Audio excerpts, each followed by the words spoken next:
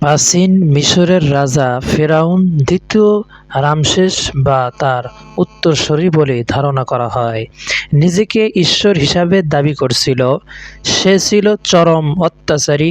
একদিন জ্যোতিষীরা তাকে ভবিষ্যদ্বাণী শোনালো যে বনি ইসরায়েলের বংশে এমন এক শিশু জন্ম নেবে যে তার রাজত্ব ধ্বংস করবে। শিশু হত্যার নির্দেশ দেন। ভয়ে ফেরাউন বনি ইসরায়েলের সকল নবজাত পুত্র সন্তানকে হত্যার নির্দেশ দেয়। মূসা আলাইহিস সালাতু ওয়াস-সালামের জন্ম। এই কঠিন সময়ে আল্লাহ তাআলার নির্দেশে মূসা আলাইহিস সালাতু ওয়াস-সালামের মা তাকে একটি সিন্দুকে ভরে নীল নদে ভাসিয়ে দেন। সিন্দুকটি ভাসতে ভাসতে ফেরাউনের প্রাসাদের ঘাটে এসে ঠেকে।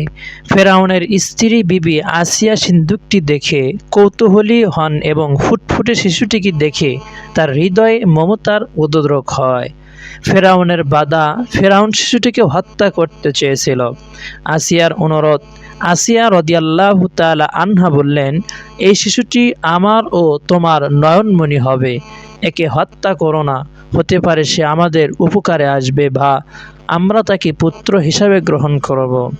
লালন পালন। ফেরাউনের ঘরেই চরম শত্রুর আশ্রয় বড় হতে থাকেন আল্লাহর নবী মূসা আলাইহিস সালাতু ওয়াস-সালাম। আসিয়া তাকে নিজের সন্তানের মতো আগলে রাখেন।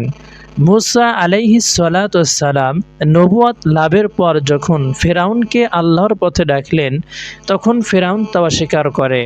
কিন্তু বিবি আসিয়া আগে থেকেই মূসা আলাইহিস সালাতু ওয়াস-সালামের চারিত্রিক মাধুর্য জানতেন। ঈমানের ঘোষণা। জাদুকরের সাথে প্রতিযোগিতায় মূসা আলাইহিস সালাতু ওয়াস-সালামের বিজয়ী হওয়া এবং ফেরাউনের প্রাসাদের পরিচারকারীরা মাসিতার যে ঈমানের কারণে শহীদ হয়েছিল, অটলতা দেখে বিবি আসিয়া আর নিজের বিশ্বাস গোপন রাখলেন না। তিনি প্রকাশ্যে এক আল্লাহর প্রতি বিশ্বাস ঘোষণা করলেন। নিজ ঘরে স্ত্রীর এই বিদ্রোহ ফেরাউন সহ্য করতে পারেনি। সে আসিয়াকে অমানসিক নির্যাতন শুরু করে। নির্যাতন ধরন লোকমুখে বর্ণিত আছে, তাকে উত্তপ্ত মরুভূমিতে শুয়াইয়া রাখা হতো এবং তার হাত পায়ে পেরেক বিদ্ধ করা হয়েছিল। ফেরাউন তাকে বলছিল ঈমান ত্যাগ করতে, কিন্তু তিনি ছিলেন অটল। জান্নাতের প্রার্থনা।